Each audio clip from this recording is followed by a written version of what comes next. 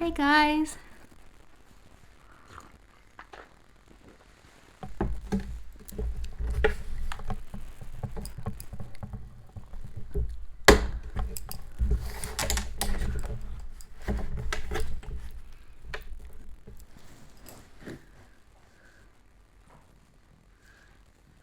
Could you just check the volume? Because in here it's like crackling like crazy.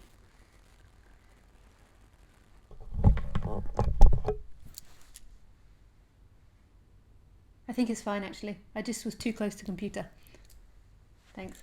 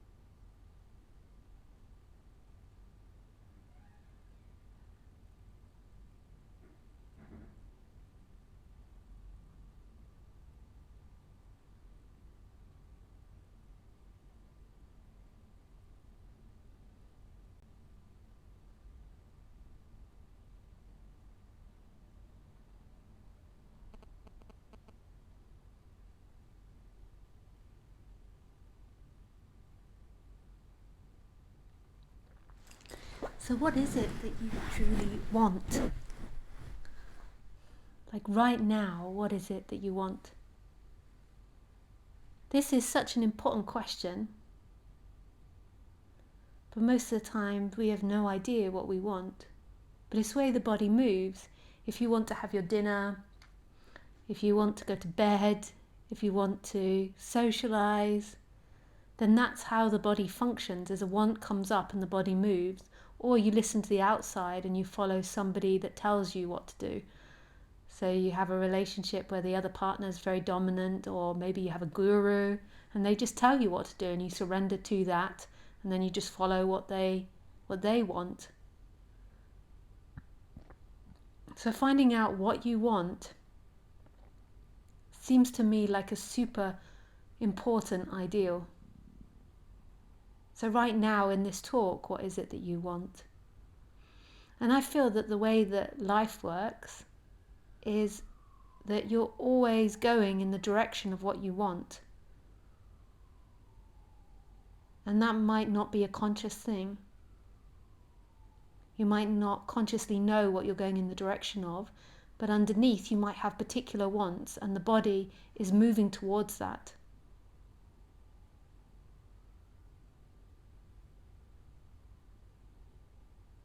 So if you, on the unconscious level, want safety, then your day-to-day life will be moving towards that which is most safe. When you take the subway, when you visit friends, when you have conversations, everything will be guiding you towards more safety, so you don't create provocation with your friends, if that's the right word. You don't argue with what they say because you want safety. You don't take the underground when it's super busy because you want safety. You don't challenge people because you want safety. You're humble to other people because you want safety.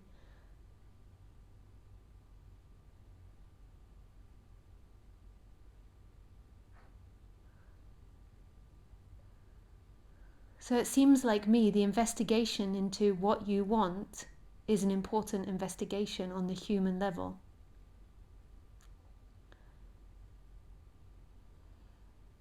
I feel that the reason that we become so unbalanced as humans, and why we lose sense of our infinite nature, of freedom, of who we truly are, is because we get indoctrinated by our society of what we should want, of what we should be, of what we need to be.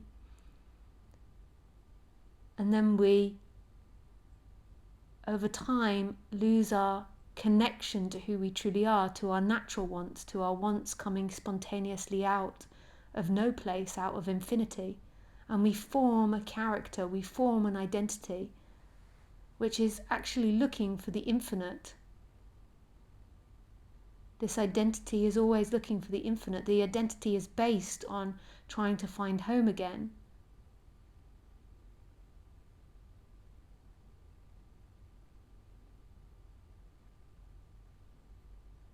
And it keeps looking in seeking. And its seeking is based on trying to move towards pleasure and avoid pain.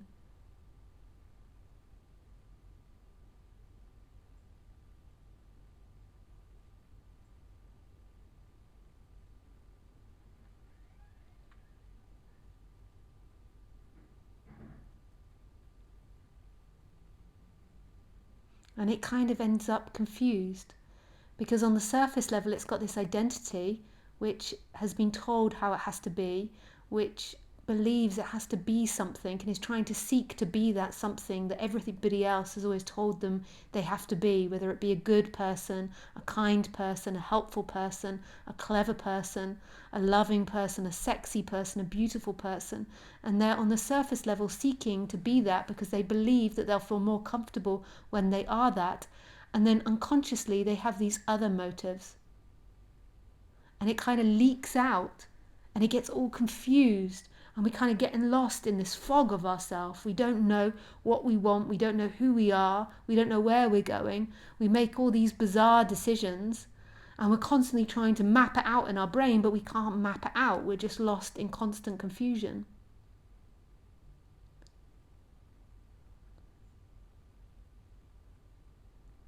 So on the human level, the goal is to become more simple. And the way that person becomes more simple is by understanding itself on the feeling level, the body level, and on the intellectual level. And that's an investigation. And as it becomes more simple, the thinking mind will become less chaotic. And then there can be a remembering that who you are, who you truly are, is presence, is what's happening.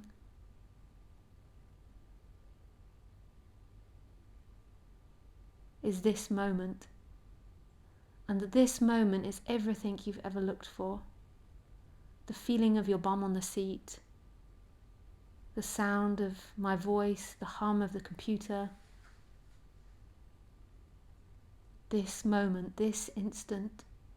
And this instant is all you ever have. Everything you think can be contradicted. Everything you feel can be contradicted. Everything else changes. Everything else can be confusing. But this moment is always here. And this moment has two aspects to it.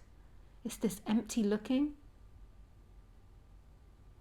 this consciousness, this conscious recognition of everything, and this sense of I am, that you are.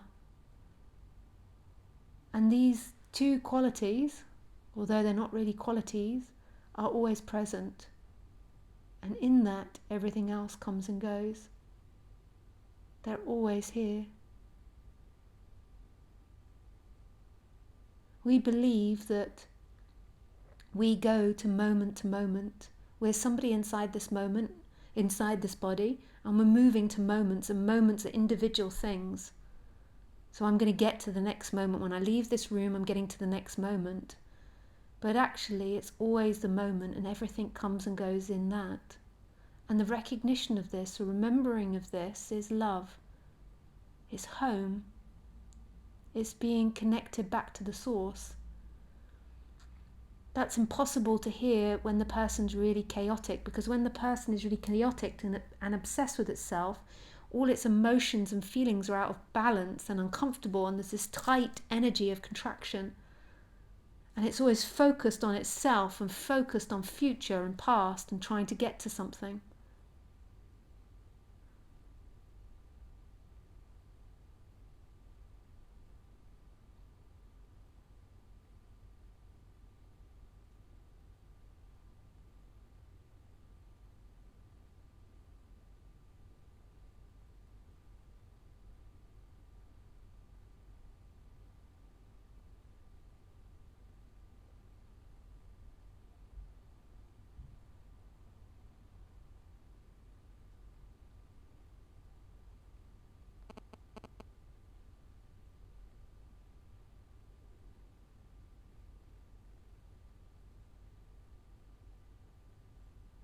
And this person believes in itself so much, it always believes it's going to arrive. I'm going to arrive. I'm one day going to be a kind person. I'm one day going to be an enlightened person. I'm one day going to be a peaceful person. I'm one day going to be a rich person. I'm one day going to be better than my friend. I'm one day going to impress my parents. And it believes that when it arrives, it can then stop seeking, it can then give up. And that moment will never come in time. You'll never do something that will complete you, because that completion will stay momentarily, but then another thing will come and it will pass. Completion is what is. It's here in every moment. The holy isn't found in the church. Isn't found in a God out there or in a practice out there. The holy, what you're seeking for, is your essence. It's this empty looking and this I am.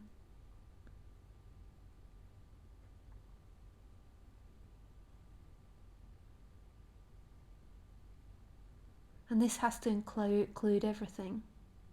It includes all aspects of the human. You don't have to be perfect, although I do recommend that you have to, on the human level, settle down. Like if you're really, really suffering a lot and really in a lot of mental agony and very negative thought patterns, then that's going to need to be explored to settle down, to calm down. Just like when you shake a bottle of champagne and when you open it, it's like, poof! If you're always in that moment of explosion, it's just got to settle to see that you are that calm water underneath.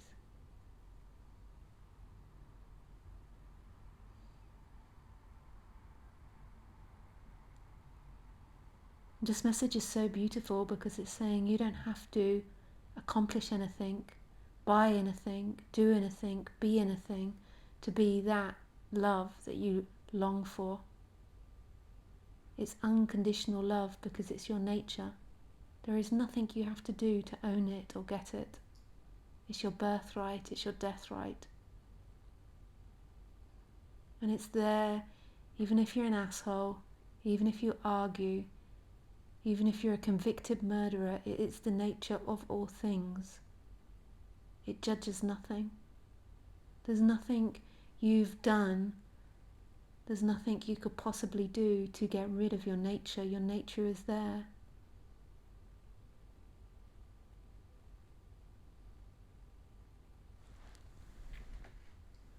This is all inclusive, it's not exclusive.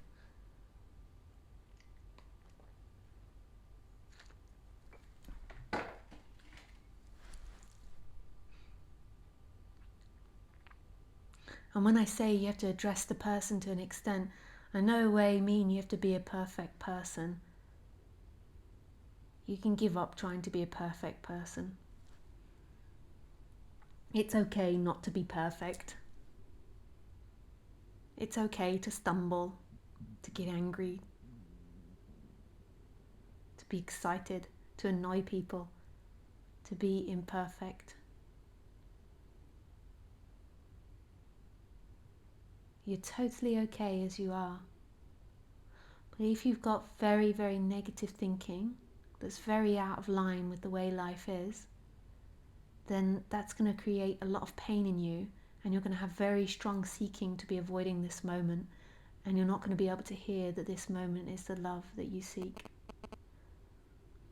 And I can address that with you as to why you are maybe trying to avoid something, like what ideas and what belief systems and feelings you've got in there which are totally out of line with the way things are. So you've got thoughts that are more in line with the way things are, and thoughts that are really out of line with the way things are. So thought that life is unfair is really out of line with the way things are. The thought that something's somebody's fault is only a thought for practicality. If someone crashes into your car, you can say it's their fault. But really, there is nobody that can be blamed, because there is nobody. There is only life happening.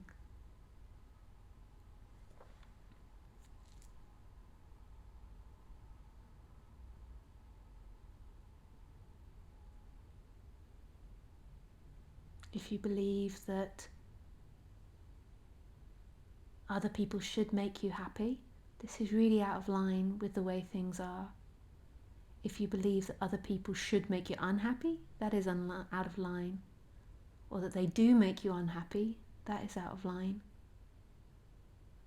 Your happiness doesn't come from anything.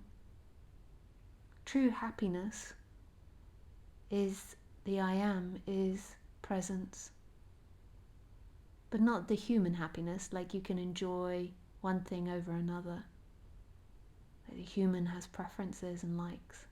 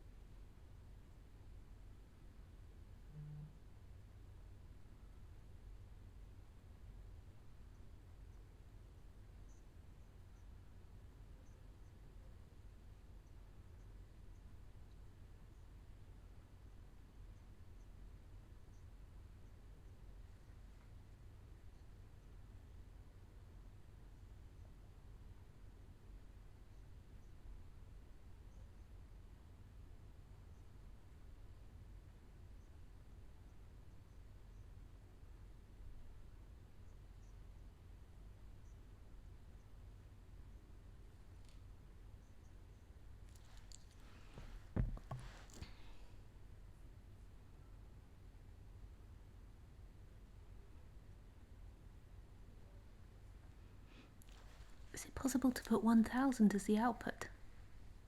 The download is very bad. You can't judge it by watching a video. Asborn said that he keeps getting stuck. Yeah, try to. But you might have to restart it then. Yeah.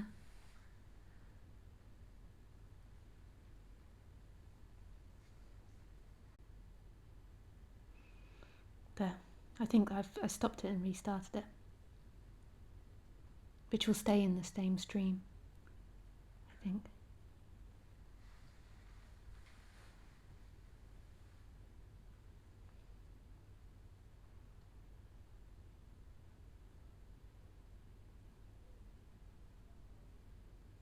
I think that's better.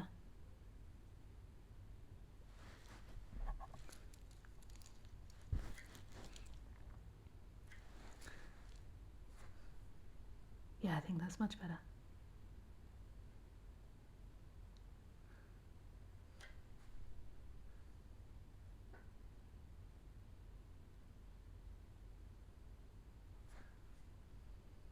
Is that working better, Asborn?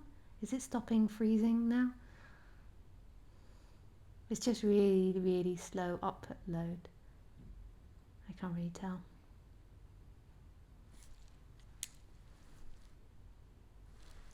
So on the human level, what is it that you want? Because as you begin to collapse back into who you truly are, like this seeking energy, this separate energy, this person that's always trying to get somewhere begins to collapse.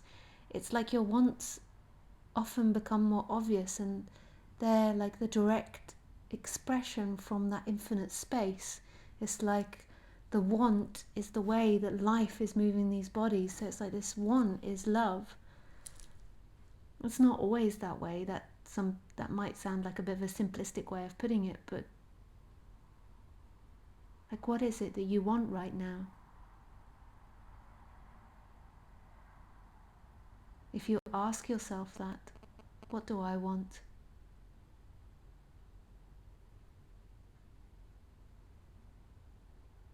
And whatever you want, it will happen. Because your body will keep moving towards it, whether you're conscious of it or not. So if you really want freedom, then the body will keep moving towards that. And if you really want to stay where you are, and to just be safe, and to stand still, then that's what will happen. We, or humans, I try to say we rather than humans, because I don't like to sound like humans, like I'm pointing my fingers, like blaming anyone. So I try to like put a we, so it's like all of us. But maybe better to say humans. Humans always like to blame and put the blame out there, like the reason that what I want hasn't come is because of my parents, or the reason what I want hasn't come is because of my education, or because of this, or because of that. But if you'd really wanted it, then I think that it would have happened. Like when I left school, just to go on to a story about myself, when I left school, I had a reading age and a writing age of an 8-year-old. And you know, when I was at school, they tried so hard with me to get me to read and write. Not the government-owned schools. The government-owned schools would just sit me at the side and not put any effort into me. But when I went to paid-for schools, they had to, because my parents had paid for the school. And they put so much effort into trying to get me to read and write. And I understand why they did, because our society is based on it. But it was so uninteresting to me. It was just, I like to read, and I like to write actually as well, but the classes were so boring in the way they did it, so I didn't want to participate in those classes, so I didn't really participate in them. But when I left school, I began to get interested in non-duality and Buddhism. And at the time, there wasn't all this free stuff on YouTube. It was really hard to come across this stuff, so I had to read it. I had to I didn't have the money, I was a student, to buy all the CDs I wanted, or the tapes it most probably was then, so I had to actually read. So what I did was I went to the library and I got books from the library with the audiobook, with the accompanying audiobook, and I listened and I read, and I listened and I read, and I taught myself to read over time because I was interested in the subject and I really wanted to read these books. And I wasn't even conscious that I was teaching myself to read. I just did that. So I picked books that had the audio because it was a struggle, and I read the book with the audio, and I taught myself to read really well. And the reason was not because somebody was telling me I had to, or that I had to do this to get enlightened. It was because I was interested in the subject. Like, my heart was there. And even though I'm not saying I am dyslexic, so it's harder for me to read than most people, it's not saying I naturally pick up. My brain doesn't seem to work like that. But when there was the real interest there and the real passion there, then the body did it. When I was at school, there was no interest in doing their classes because they were so uninteresting to me. And so the passion wasn't there and it didn't happen. And it, like, all the things that I've done in my life, I'm 37 now, have required so much reading and so much writing. And the reason that it happened was not because a teacher told me, and it's not, I didn't sit at home and say, this is what society did to me, or this was bad, or get other people to do it. I wanted to do these things, so there was the passion there to do it. And there was a lot of obstacles. I remember the first time I got given a checkbook, I had to go to the post office and write a check for something. I can't remember what I was paying. And in the checkbook, you have to spell out like 1,000 or something, or 100. And I left school with a reading and writing age of 8. So as you can imagine, an 8-year-old doesn't know how to spell 1,000 or 100, or maybe not even 30.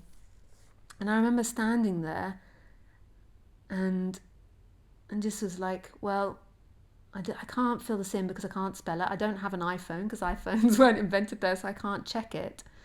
So I just had to go up to the lady and ask her to spell it for me. And I'm like 19 years old. And they both laugh. And so I have to deal with that feeling of them laughing. And then I just explain that I'm dyslexic and that I find it hard to spell these words, and could they spell it to me? And I remember them spelling it out to me. And this is, and they apologized for laughing, and they were very sweet in the end, and they spelt it out for me, and I wrote my check and I paid in the post office for what it was. But if I hadn't wanted to do all these things, I think I was paying for something like Interrail or something when I was going travelling. If I hadn't wanted to do all these things, it would never have happened. You would never fight something like dyslexia without a passion inside of you. The same with if you're in a wheelchair and you have to want to do all these things. You can't have somebody force you to do them.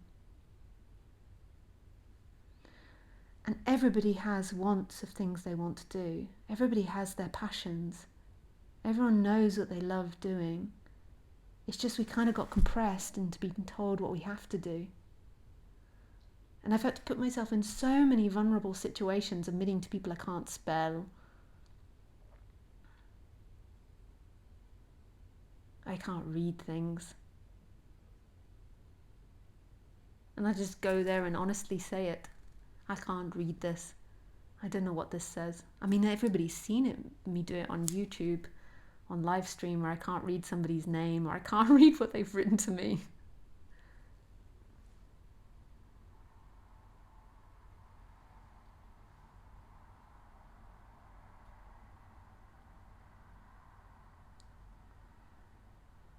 And it's like your wants are like a gift from the divine. It's the way this instrument's orchestrated.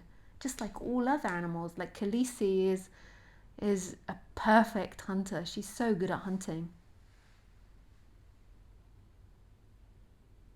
Her body knows how to do things. But when we've been by society told we have to do all these things and we have to take responsibility and we have to do these certain jobs to look after this or do this or all this mind stuff, we begin to compress ourselves and we feel more and more uncomfortable, and so our seeking gets more and more intense. We seek for relief in time, and then it makes us feel more and more unhappy, and we get into these really negative thought processes.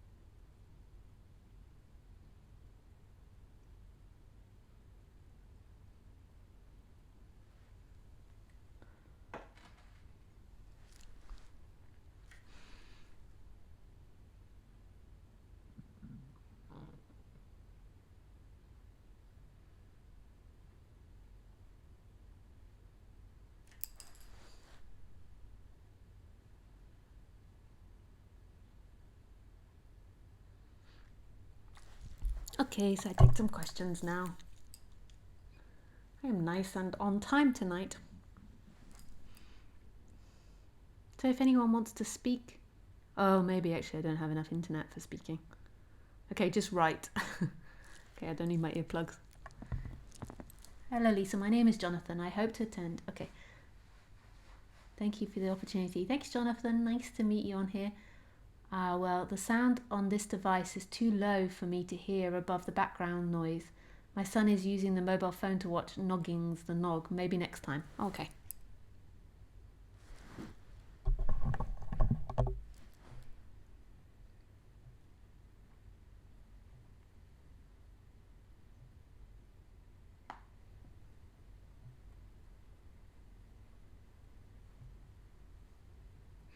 Hi Matisse. Hi Lisa. I would like to know from you your view in creativity and aliveness and the interconnectedness you see there. Thanks.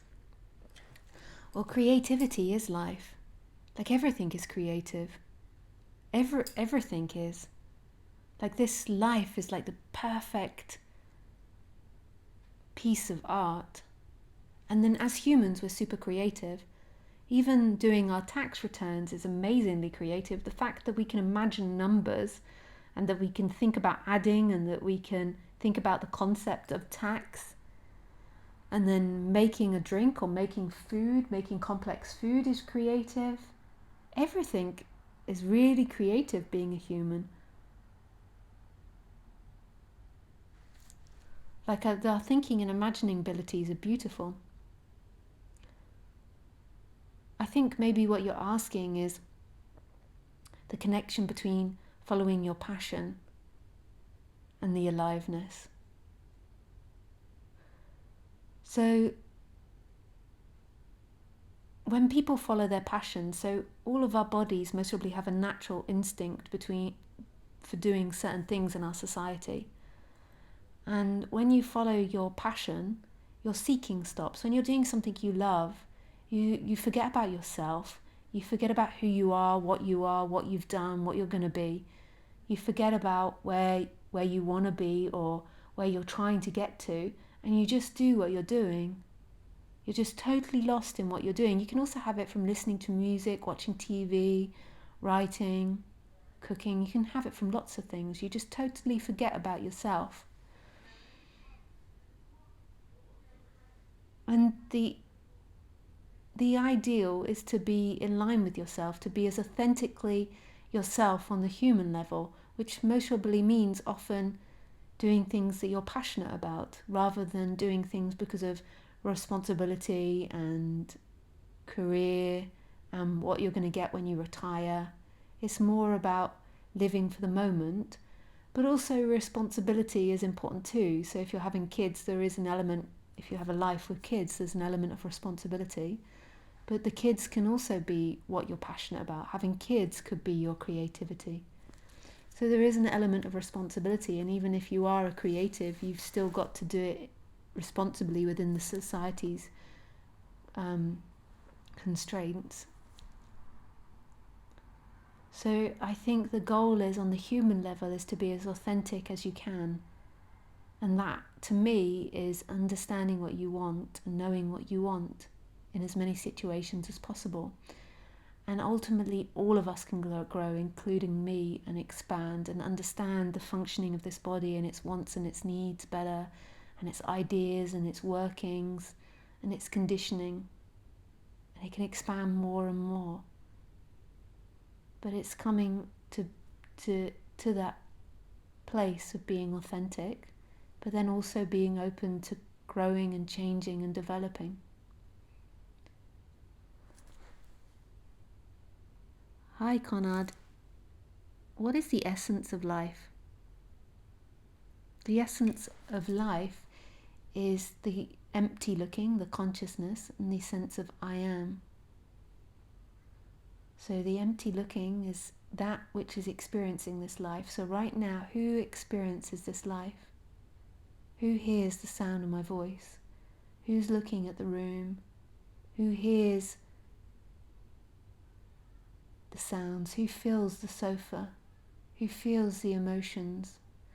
We go through our life believing it's us that do that, I do that, but who is this I? Notice there's something that's experiencing that I that believes it's somebody in time. And then the love part is this I am, this sense of existence, this beingness. And neither of them belong inside the body.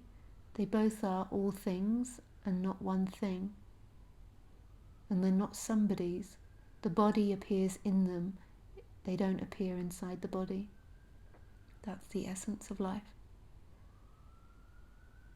Do you believe in pantheism?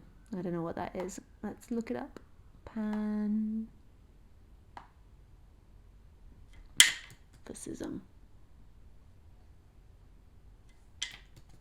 I don't know how you even say it. Pantheism.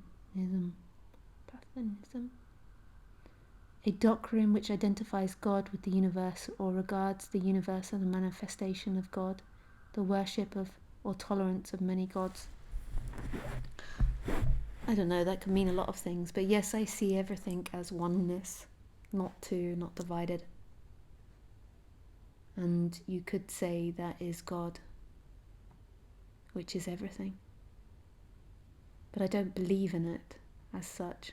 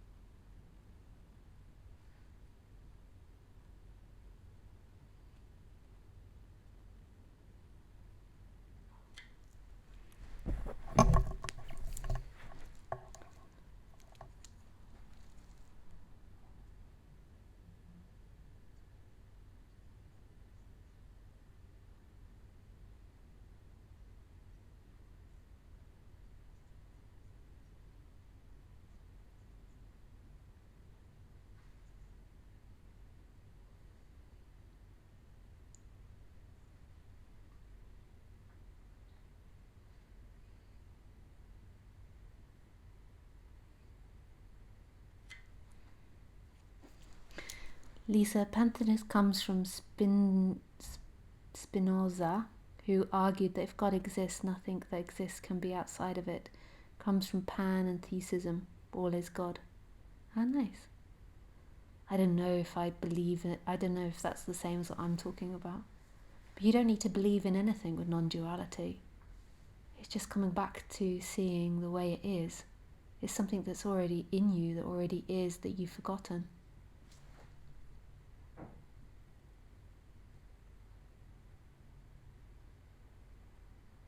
Hi Lisa. Are there any pointers to know we are in the right direction? I've heard you asking if love was already felt. Are there others before?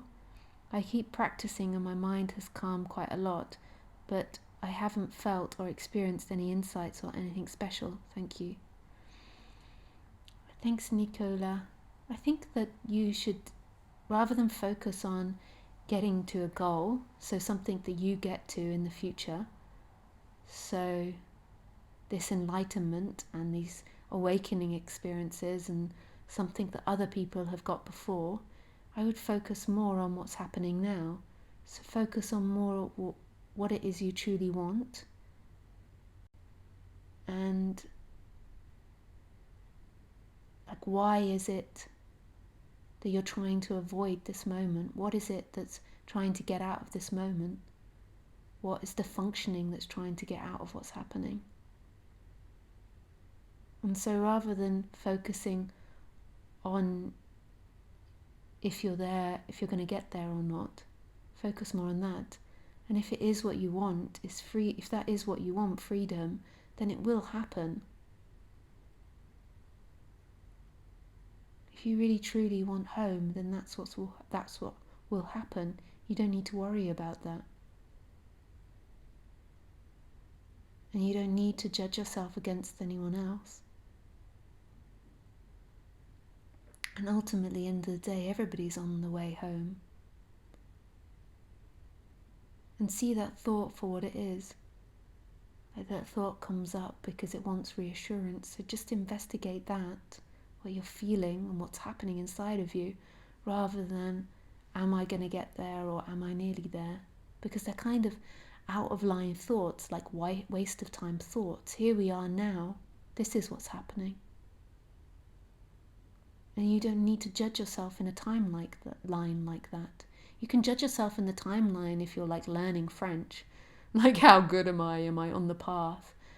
Like, am I on the right path? Am I doing well? But at the same time, if you're learning French, that's pointless thoughts. You just have to keep being positive and keep at it. Like, how good you're doing compared to other people, and if you're on the right path with learning French. It's kind of like a distraction, those thoughts. Like when I'm learning French, it's just, I keep on chipping away. I chip, chip, chip, chip.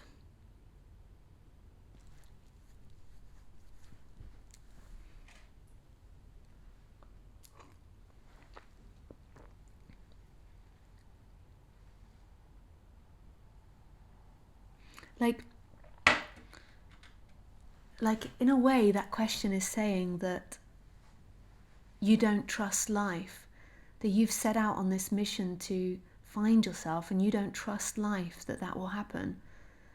So it's like, see that thought for what it is, that it's a thought to make you feel bad, and you just don't need to do that. That's something you were taught by your parents or by education system. You can assume that you're doing well and that you're on the right path. Why not? If you've got selection of all the particular ways of thinking, why not presume that you're doing well?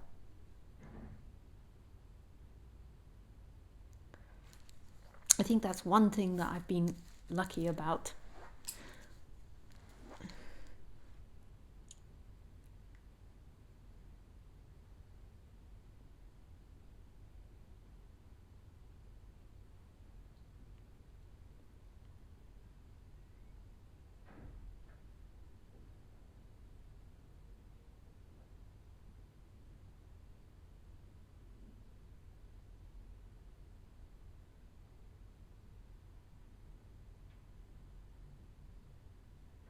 Somewhere inside of me, I kind of just had this strength and determination that this was the right path. Like, there's some part of my conditioning.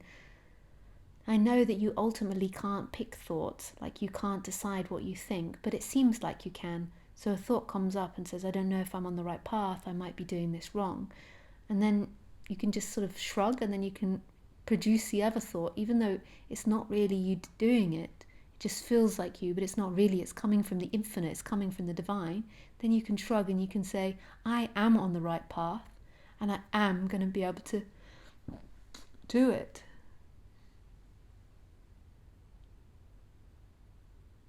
I am going to know home. You don't need to beat yourself up in any way. You don't even need to beat yourself up and say, but there is nobody to find home. Whatever feels right. Because thinking is just thinking.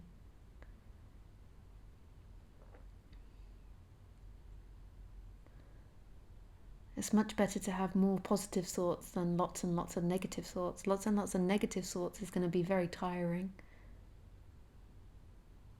So you might as well pick them positive ones or recondition yourself to the positive way of thinking. And the positive way of thinking and the more in line way of thinking to me is that everything will be okay. Everything is held in love, so no matter what you do, you go home and back to love. And that this will be seen. And that life isn't against you. Life is you. And life is love. And all that other negative thinking, you see it, it comes up, you see that you feel vulnerable, and then you move on, you allow it to be there, and then you move on to something more positive. And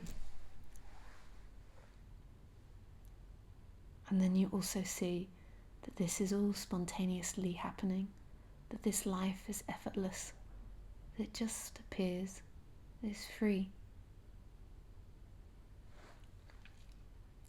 I know it sounds like I contradict myself a lot. I say one thing and another, but you can't really get there in thoughts.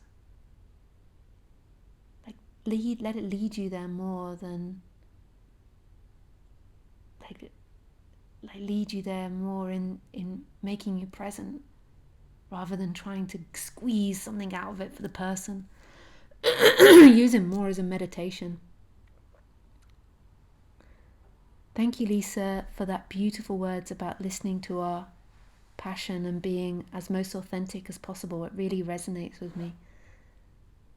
Thanks, Vincent. Hey, Billy, who was your teachers, Lisa? Well, really, life is your teacher. That's the true answer. If you see someone as your teacher, then you're soon going to become victim to them. The teacher will be a bad teacher, or they won't give you what you want, or they'll hurt you. If you see life as your teacher, then this brings a lot more humility to you. Because then everything is a way to open you. Everything is a way to see that which isn't true. And then on the human forms, my teacher was Roger Castillo. He was my boyfriend. This was before he was a public teacher. And I liked Tony Parsons, Nathan Gill, Gangaji, Mani. There were lots of teachers I liked. And there are many more. Buddhist, Sangharakshita, the Buddhists of the Western Buddhist order, Vipassana, Goenka.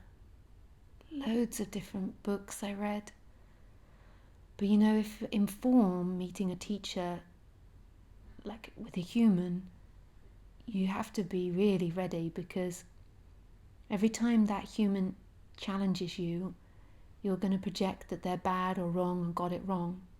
You're not going to want to see the dynamics in yourself. You have to be at the point where you're prepared to see everything as a teaching and not try to pin everything on everyone else. So you have to be so open to the point where you can allow someone to point stuff out to you. But most of the time, if people point stuff out to us, our first line of attack is, yeah, but you're fucked up. Blah, blah, blah, blah, blah, blah, blah, blah. But you do this. But you sleep with your students. You do this. But you're a narcissist. You're a this. You're a that. You like people listening to you. You do this to be loved. What do you mean that I'm this or I'm that? What about you? So there has to be a point that's ready to look at itself, otherwise the ego will just have a hissy fit. So there has to be this openness to really be prepared to look at your dynamics. And then that never ends. Like teacher or no teacher, any teacher that thinks they've arrived on the human level, I would stay away from. If that teacher is not open to look at their dynamics and evolve on the human level, then that to me isn't right. The human is a creature of this world, and any creature and anything that appears in this world is always evolving. And so that human must always stay open and remain open to evolving and expanding and becoming more in line with the infinite. If they're not, then there's a stuckness, because life on the human level, on the world level, on the creation level is always about evolving. And on the human level, we can always evolve more in line with this, whether it be physically, genetically, psychologically, emotionally.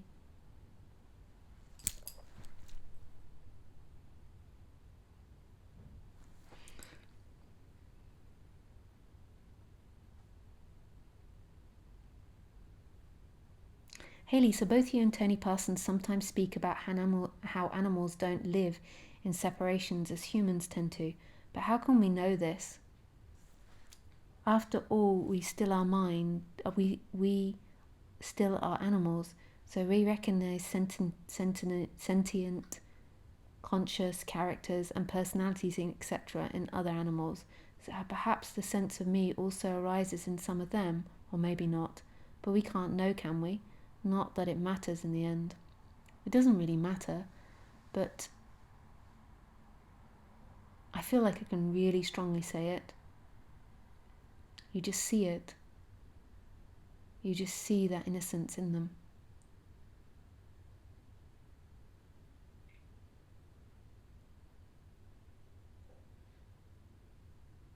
You just see it. They're not perfect. So most people don't like this because they believe enlightenment is about becoming perfect, and you see the imperfection of animals, and that's terrifying to us. We want to escape this life of birth and destruction. We want to arrive at peace, at only goodness, at only positivity. And we don't want to deal with death. We don't want to deal with the fact that we have to eat other animals in order to survive.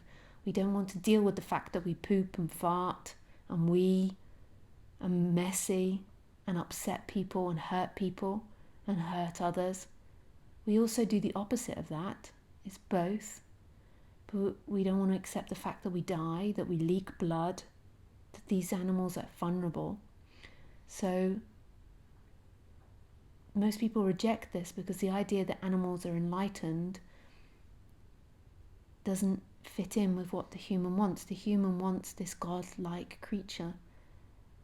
And the animals are subject to death and to pain and decay. And the mind's like, no, no, this is not enlightenment. But the thing about the animals is they totally accept it and don't resist it at all. Like if you've had animals when they're dying, they just don't resist death.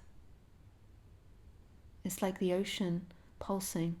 They might be in pain, immense pain, but they don't resist it. They don't think, I can't die yet, there's so many things I haven't done, there's a life I haven't lived. They don't think they're going to die because they don't know they're alive. And if they don't know they're alive, there's no way they can suffer.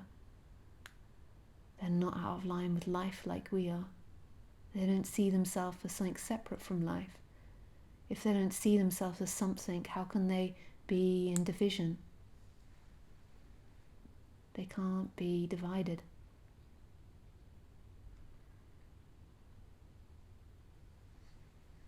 But often we don't like this because we don't want to accept the animal in us. We don't want to accept that we're animal, that we're subject to dying. I think part of the reason that we've got such a complicated society and why we've built so many things and so many structures and we work so hard is all because we're afraid of death. It's like the ultimate annihilation, but death is a melting back into love and expanding back into the infinite of what we are, life. It's not this big negative thing. It's not this thing to be terrified of. This is why we don't want to know that animals are enlightened, I think. It's because in some way I think we're sometimes hoping that enlightenment means the end of pain and the end of death, and it doesn't. Enlightenment is the absolute acceptance and embracing and surrender to it, the bowing to the beauty of pain, the bowing to the beauty of ugliness, of destruction, and the seeing that beauty and growth and beauty and growth and I can't think of other positive words, can only occur with the opposite. And we are part of that. We're part of that washing machine of this on the human level.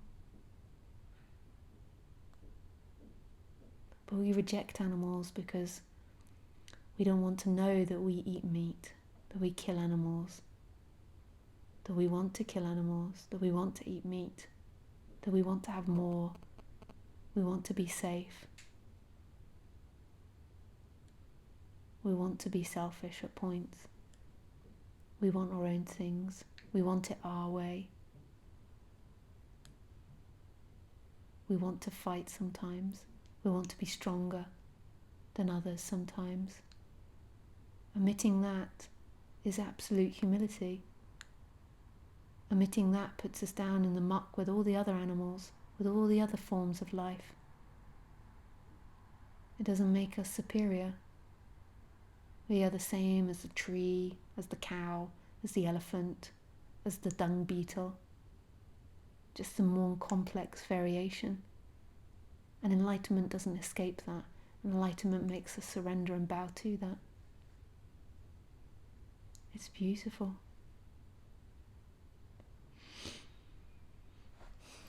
Thanks for that question. That was really beautiful. Hey, Chris. Lisa, dear, you are becoming such a strong, loving teacher. Stream after stream, you're getting stronger and wiser. Wisdom is shining more and more. Such a positivity comes out of you, and on all levels. Thanks. Thanks, Chris. Yeah, I feel that too. I feel it too. Sweet. Hi, Mike.